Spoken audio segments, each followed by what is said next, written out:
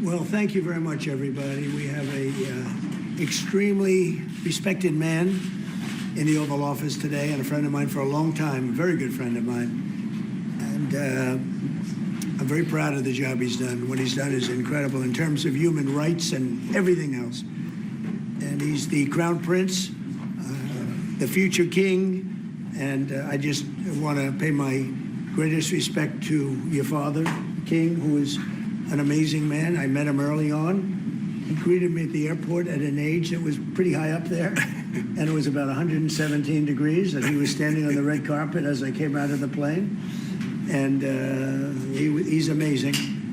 And when I met his brilliant son, it was at the Oval Office.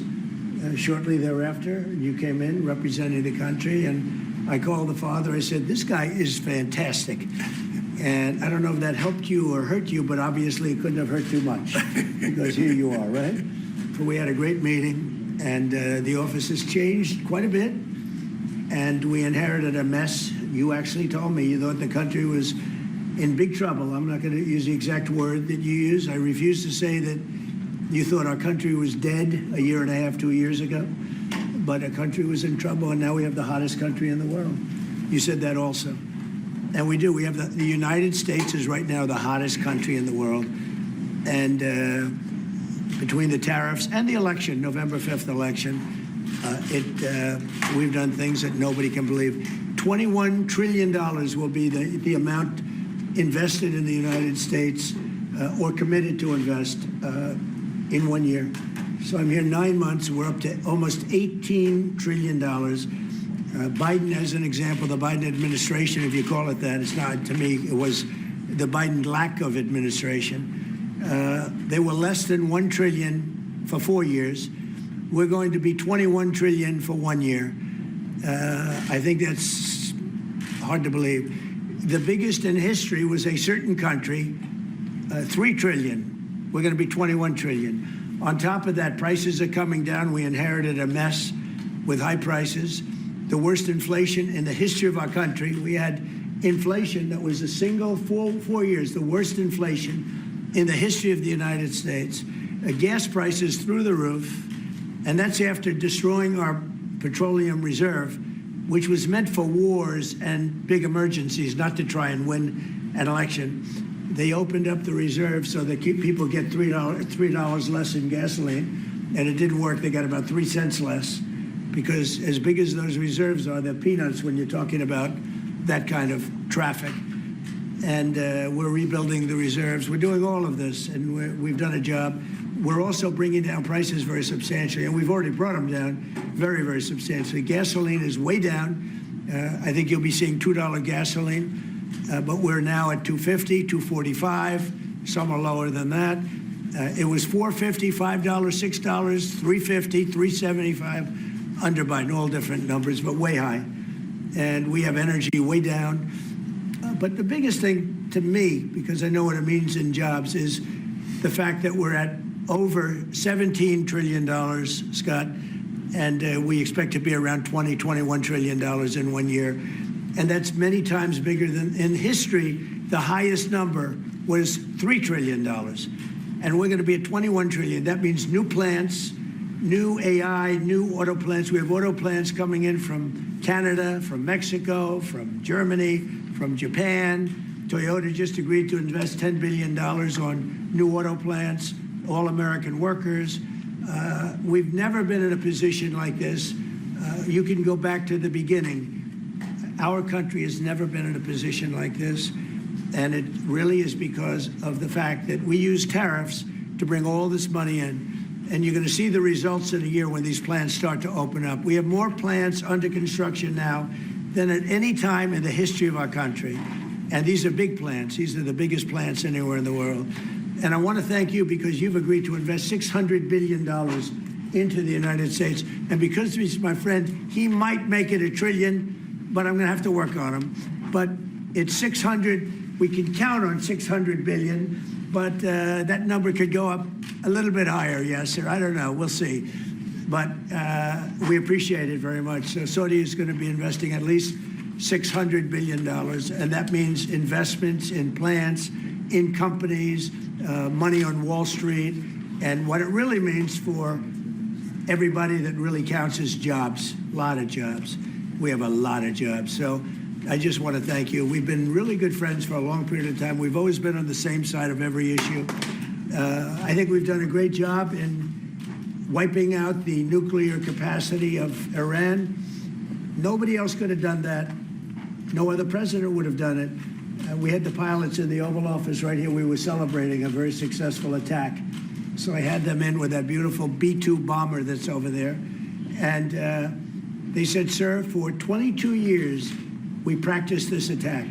Our predecessors, these were very young guys, so 22 years, they said our predecessors and us practiced the attack on Iran, but no president ever gave us the go-ahead. 3 times a year they went out and they practiced the attack. Nobody let us do it until you came along, and I let them do it because it was the right thing to do. You can't have a nuclear Iran. And so we put you in a very good position. But I just want to say it's an honor to be your friend, and it's an honor that you're here. And if you'd like to say a few words, but thank you very much. Well, thank you, Mr. President. This relation has been a relation for about 9 decades, and we've been working together for a long time. But today it's a very important time in our history because there is also a lot of things that we're working on in the future. We believe in the future of the United States of America. We believe in what you're doing, Mr. President. It's really creating a lot of good things and good foundation to create more economic growth, more business in America. And it will also your work for the world peace. I believe, Mr. President, today and tomorrow we're going to announce that we are going to increase that $600 billion to almost $1 trillion of investment, real investment and real opportunity by details in many areas. And the agreement that we are signing today in many areas in technology, in AI, in earth materials, magnet, etc., that will create a lot of investment opportunities. So you are doing that now. You're saying to me now that the $600 billion will be $1 trillion. Definitely, because what we are signing, it will facilitate that, and we I like that very much. Go ahead. You worked hard. No, that's great. I appreciate that. That's great. We're doing numbers that nobody's ever done. And in all fairness, if you didn't see potential in the U.S., you wouldn't be doing that. Definitely. You don't want to lose money. As you said, Mr. President, it's the most hottest country in the planet. But what you're creating is not about opportunity today. It's about also long-term opportunity in the United States of America that will affect American economy positively in the next coming decades. Preparing the right foundation of emerging technologies. That's a game changer for America in a good way, and we want to be part of it. Yeah, we're doing really well. And this, you don't see what we're doing so much because we have, although the construction industry sees it. If you look at Caterpillar, who's been incredible, the tractors, everything else, the numbers that we're doing in construction are unbelievable. Some of the plants that we're building, AI, and they're building their own electric with the plant. I gave them the right to build their own electric with the plant because no country, frankly, will have this. China's working very hard to produce enough electric, but we're beating China substantially at AI, which is a big thing. And we had a great meeting 2 weeks ago with President Xi, but on AI, we're doing well. And I have a man, David Rommel. Yes, sir. David, could you say a few words about what you're seeing on the job front and all of the some of the assets, and also how we've been helped by the Saudis in terms of the kind of investment they've made, please. Yeah, most certainly. Thank you for the opportunity. I am a facility leader for GE Vernova, and if you look at the landscape for GE Vernova investment, over $750 million in the U.S. focused on true manufacturing jobs here stateside.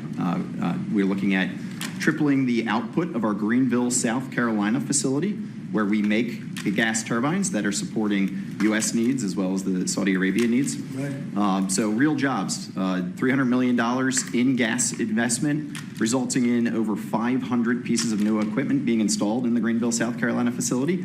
That translates into roughly 1,800 jobs across the board for GE Vernova as we try to scale capacity to be able to meet this demand. Along with that, we're partnering with local communities to build the skill set that's required to meet these capacity needs. So that talent pipeline is incredibly important. So it's real jobs in the manufacturing space. Well, you've been great, and thank you very much. And we love that state. I won that state by record numbers. I won a lot of states by record. Texas, a lot of them by Indiana. We're working with Indiana or something right now. We won that. We won a lot of them by records, but that was one of them. I want to thank you very much. Say hello to everybody. Great job. You're doing a great job. Thank you. So, just in wrapping up, we'll take a couple of questions, but I want to just tell you what an honor it is to be your friend, and I very much appreciate the investment of now $1 trillion, okay? I'm glad you got that out. I didn't want to be the one to tell them, but that's great news. We keep increasing, Mr. President. I know. Each time the opportunities are just increasing more and more. Well, the opportunities, right? We're doing better. If even if you look back 6 months ago, I mean, now all of a sudden you feel even better. So, and I think we're only going to go in one way. Does anybody have any questions? Mr. President, have you approved the export licenses for advanced chips to Saudi Arabia? The export licenses? We are working on that. We're negotiating that right now. Marco, do you want to talk about that, or Scott? Well, I mean, that's part of what we may have announcements on that later today. But that's what we've been working on is the mechanics by which something like that can be achieved. And it's part of the broader process, part of this broader engagement and cooperation between our two countries. Certain levels of chips. Yeah. For the Crown Prince, Your Royal Highness, you're talking about $1 trillion of investment. Could the kingdom continue to do that with oil prices in the mid-60s? Yeah, we are not creating a fake opportunities to, please America, please President Trump. It's real opportunities. For example, when you ask about the AI and the chips, Saudi Arabia have a huge demand of, a huge need of computing power, and we're going to spend in the short term around $50 billion by consuming those semiconductors for our needs in Saudi Arabia. And with the agreement that we're going to have with North America, that will allow us to focus that consuming power in the short term by $50 billion from the South America, and long term with hundreds of billions of dollars in the long term. So there's a lot of real opportunities that fit to our need in Saudi Arabia and fit to our investment strategy. Mr. President, is it appropriate, Mr. President, for your family to be doing business in Saudi Arabia while you're president? Is that a conflict of interest? And Your Royal Highness, the U.S. intelligence concluded that you orchestrated the brutal murder of a journalist. 9/11 families are furious that you are here in the Oval Office. Why should Americans trust you? And the same to you, Mr. President. Now, who are you with? I'm with ABC News, sir. You're with who? ABC News, sir. Fake news. ABC fake news. One of the worst in the business. But I'll answer your question. I have nothing to do with the family business. I have left, and when I've devoted 100% of my energy. What my family does is fine. They do business all over. They've done very little with Saudi Arabia, actually. I'm sure they could do a lot. And anything they've done has been very good. That's what we've done. We've built a tremendous business for a long time. I've been very successful. I decided to leave that success behind and make America very successful.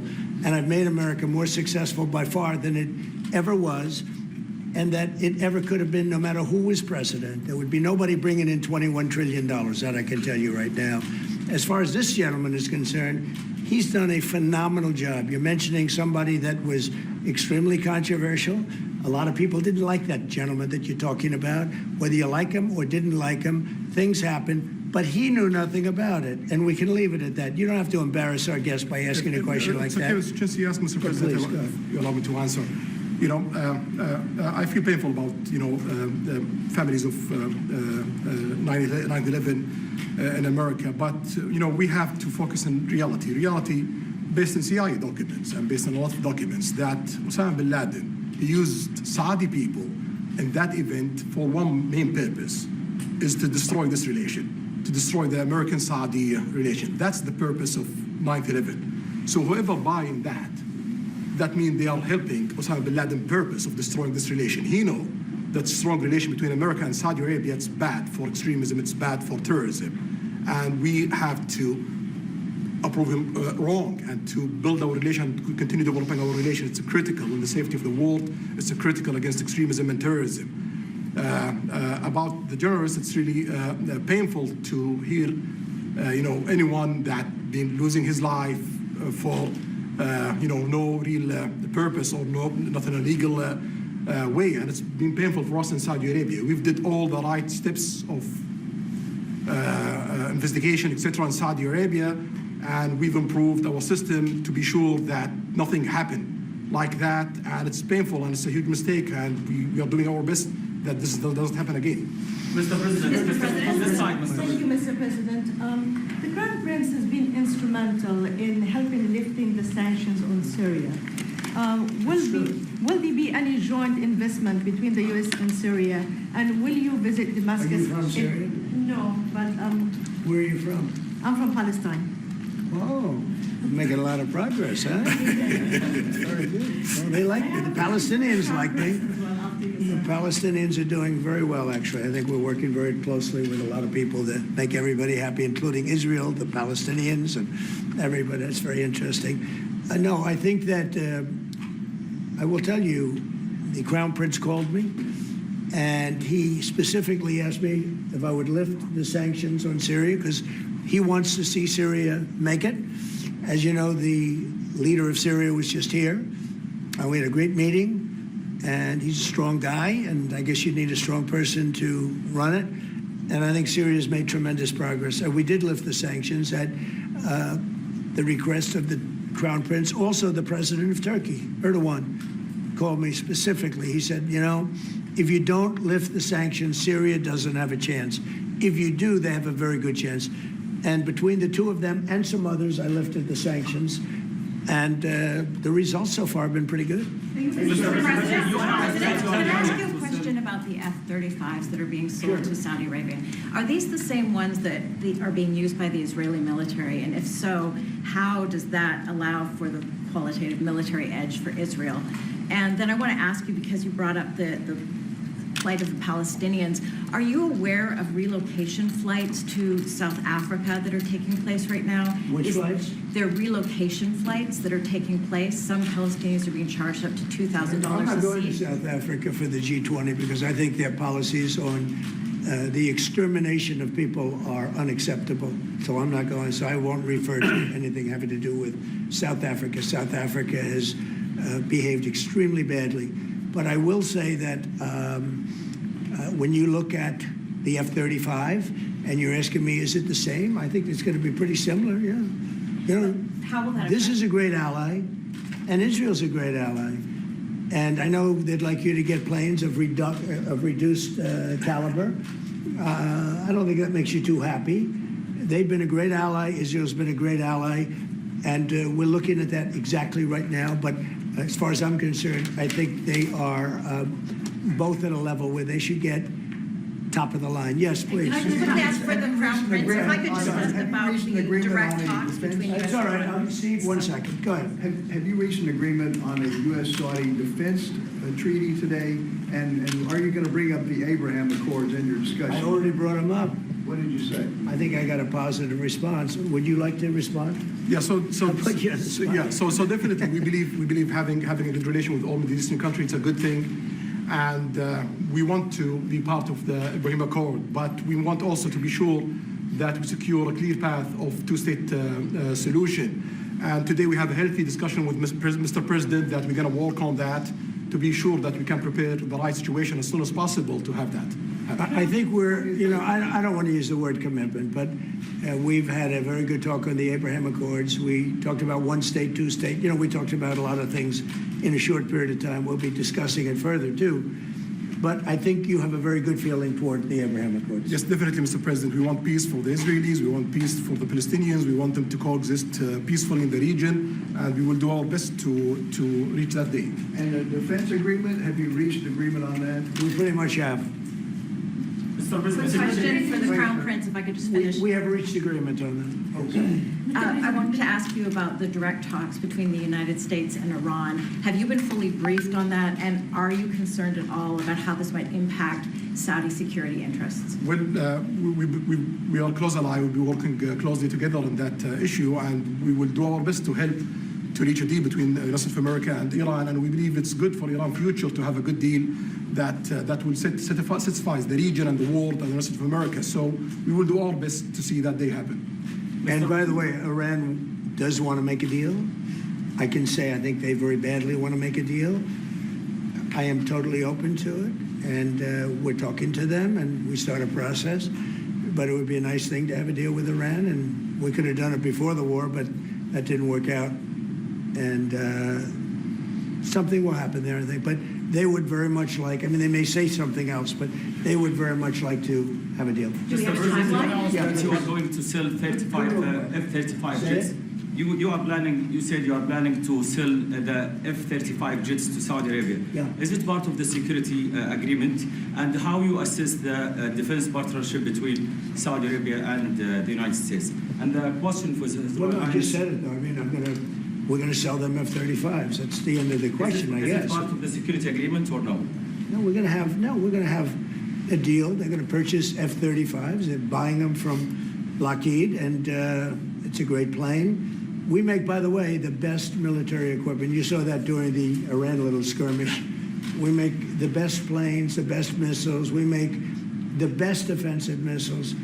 We make the best military equipment in the world. Nice. For His Royal Highness, I would like to ask you about how you see the cooperation between the United States and Saudi Arabia in the advanced technological field, especially AI, and how it will support Saudi Arabia to serve its goal to achieve the vision of 2030. Well, I will try to answer that in short, but definitely there's a lot of interest in many industries between Saudi Arabia and America, and we are signing a lot of agreements in different areas that will really add value to American economy, but also to add value to us in Saudi Arabia. And AI, it's critical for us because one of the long-term problems that we could have is lack of workforce. As you've seen in the past few years, some of them have reached 30% of the global immigration to Saudi Arabia. So we know that to assure the Saudi Arabia GDP growing with the lack of workforce that we have, we need to use a lot of computing power to replace job in the long term. So that's huge demand in Saudi Arabia, and we want to link it to American private sectors and getting the supply from America. So there's a lot of opportunities in that area. And we're also involved in AI in Saudi Arabia. So we're working, and we're leading by a lot on AI. By actually a lot. China would be in second place, but we're leading by a lot. And I have to say this, and our relationship with China has been very good. And as far as buying our farm products, they're pretty much on schedule, Scott. I'd like you to call them, say if they could speed it up, it would be good. Okay, but they're pretty much on schedule. President, sorry, please. If I may, I have a question for both the Crown Prince and President. Who are you? Faisal Abbas from Arab News, Saudi Arabia, Your Excellency. You should be a friendly question. Your Royal Highness, just picking up on something you've just mentioned about how some people try to destroy the relationship between Saudi Arabia and the United States. Perhaps, since the launch of the vision, we've been used to having the bigger picture and that everything fits into the bigger picture. Might you want to elaborate a little bit about where is the relationship, the bilateral relationship, the strategic partnership between Saudi Arabia and the United States heading, and what's the big picture there? Well, I don't think it's a relation that we can replace it from the Saudi side or the American side. It's a critical relationship for our political attempt, for our economical attempt, for our security, for our military, for many things. And it has been there for nine decades. And the opportunities that we have today, it's huge. And it seems that it's going to get deeper in the next few decades. And what we are having today and tomorrow with President Trump, it's really a huge new chapter on this relation that will add value to both of us. You know, when you think about it, I'm just sitting here. You're with the future king, a man who's respected by everybody, a man that doesn't have to be doing this, really. I don't have to be doing it either. And yet we're sitting here taking questions, we didn't say, oh, you can't talk about this. And there's never been transparency like this, even in his country, but there's never been, in our country, that's been acknowledged. But we didn't put restrictions, and I'm saying it's sort of wonderful to be taking questions from all over the world. Everybody's here. This is just a small group representative of tremendous numbers of media that are outside, that are very jealous that these people were so selected. But they're representing a lot of people that are outside.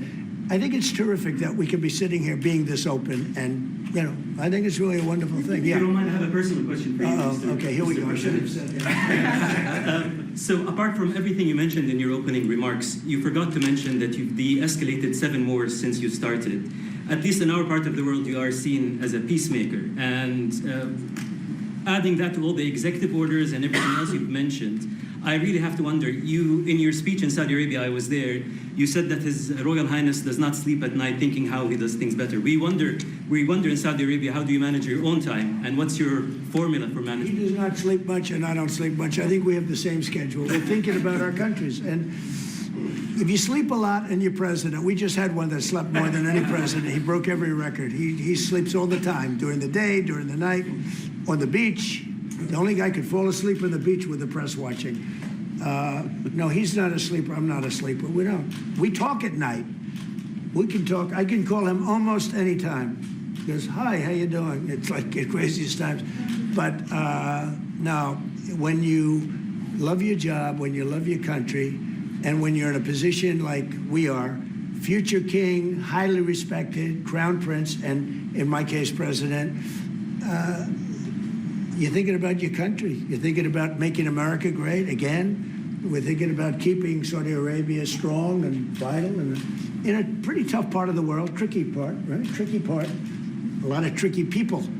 But he thinks about his country and I think about my country. I don't want to sleep. President Trump, do you expect a formal civil nuclear deal to be reached soon? Can you talk to us about that aspect With of who? with Saudi Arabia? I can see that happening. Yeah. Do you think that an agreement will happen today? It's not urgent. You know, it's always when you have civil nuclear, but you have more oil than almost anybody else. We actually have more oil and gas than they do, but I refuse to say that. And on We have more than we have more than anybody. Can you imagine? And on the F-35s, are those sales? Israel had reportedly wanted those sales to be conditioned on Saudi Arabia moving to normalized Israel relations. will be happy. Israel is going to be That a happy. condition of the F-35? Israel's aware, and they're going to be very happy. Okay? Yeah, please. Hello.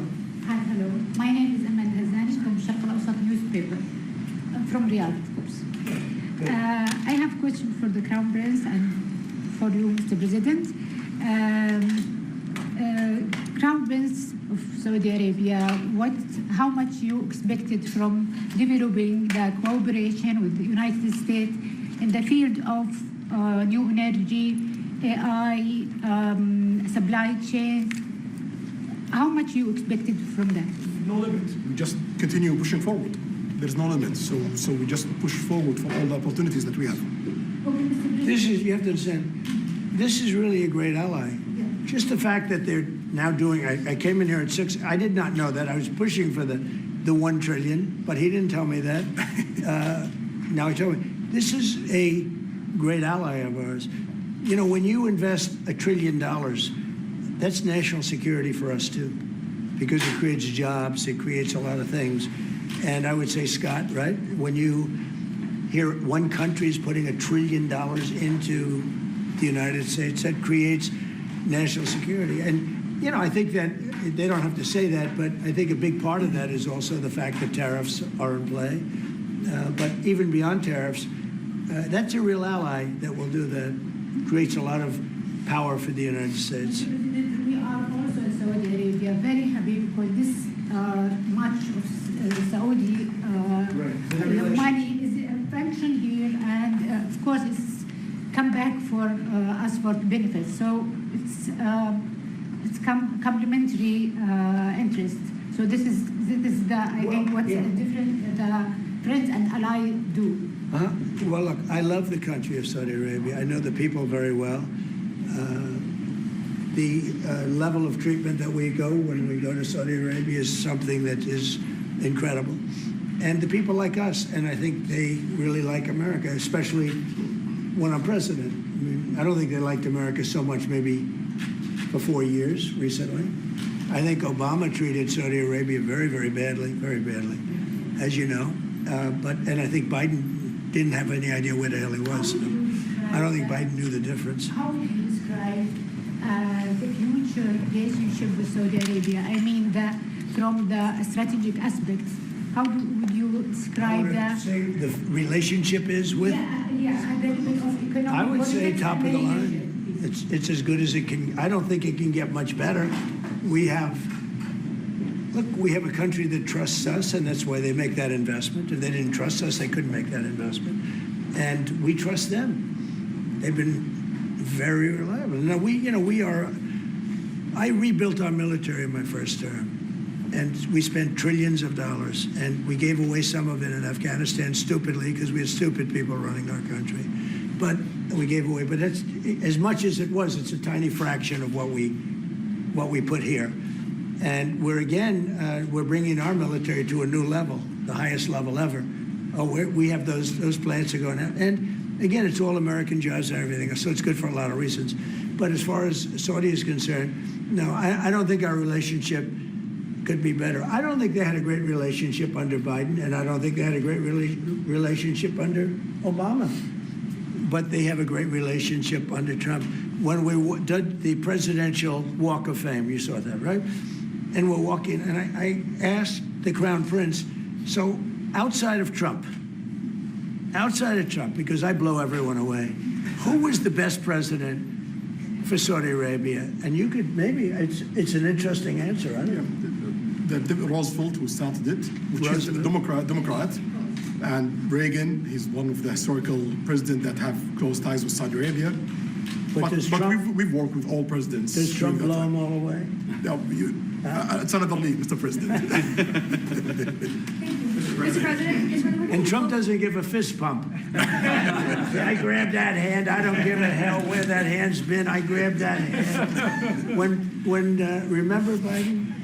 He travels for 20 hours, gets out, and he gives a fist bump. No. When you get out of the plane and you got the future king and the man who's one of the most respected people in the world, you shake his hand. You don't give him a fist bump, right? We don't want to ask you about that, but I can't imagine you were thrilled. You were like a little bit surprised. He's a fantastic guy. You don't do that. Yeah, please. We're getting closer to the end of the year. Have you started the interviews for the Fed chair? Yes. Who have you interviewed? I think I already know my choice. Who is it? Well, I liked him, but he's not going to take the job. He refused. You like Treasury better, right? Much better, sir. So we are talking to various people. And frankly, I'd love to get the guy currently in there out right now. But people are holding me back. He's done a terrible job, hurting housing a little bit. The truth is, we've been so successful, we've blown past his interest rate stupidity. He's been wrong. That's why I call him too late. He's too late. Jerome Too Late Powell. He was recommended to me by a guy that made a bad choice. And it's too bad. But despite that, it's having very little impact because we have all of these things happening. But it has an impact on housing to a certain extent. He's a fool. He's a stupid man. But we have some very good people. Yes, sir. You'll be sitting down with them in the near future. And we have some surprising names, and we have some standard names that everybody's talking about. And we may go the standard way. It's nice to every once in a while go politically correct. But we have some great names. Steve, please. Have you talked to President Maduro of Venezuela yet? Are you still open to that? He wants to talk. Yes, sir. Yeah, I'm open to talk. I talk to everybody. But no, he wants to. They treated us very badly. They sent all of their prison population into the United States, and we're getting them out rapidly. But he sent all of his, and he sends drugs into the United States and other things. No, he treated us badly. He was dealing with a bad president, and he was able to get away. We have now, I think we have the strongest borders anywhere in the world. Nobody's coming in unless they come in legally. We're taking very weak borders where millions of people came in. For the last 6 months, I don't do these reports. They say 0 people have been able to come in. Is that pretty good? Mr. President, why wait for Congress to release the Epstein files? Why not just do it now? It's not the question that I mind, it's your attitude. I think you are a terrible reporter. It's the way you ask these questions. You start off with a man who's highly respected, asking him a horrible, insubordinate, and just a terrible question. And you could even ask that same exact question nicely. You're all psyched up. Somebody psychs you over at ABC. You're going to psych it. You're a terrible person and a terrible reporter. As far as the Epstein files is, I have nothing to do with Jeffrey Epstein. I threw him out of my club many years ago because I thought he was a sick pervert. But I guess I turned out to be right. But you know who does have? Bill Clinton, Larry Summers, who ran Harvard, was with him every single night, every single weekend. They lived together. They went to his island many times. I never did. Andrew Weissman, I hear. All these guys were friends of his. You don't even talk about those people. You just keep going on the Epstein files. And what the Epstein is a Democrat hoax to try and get me not to be able to talk about the $21 trillion that I talked about today. It's a hoax. Now, I just got a little report, and I put it in my pocket, of all the money that he's given to Democrats. He gave me none, zero, no money to me, but he gave money to Democrats.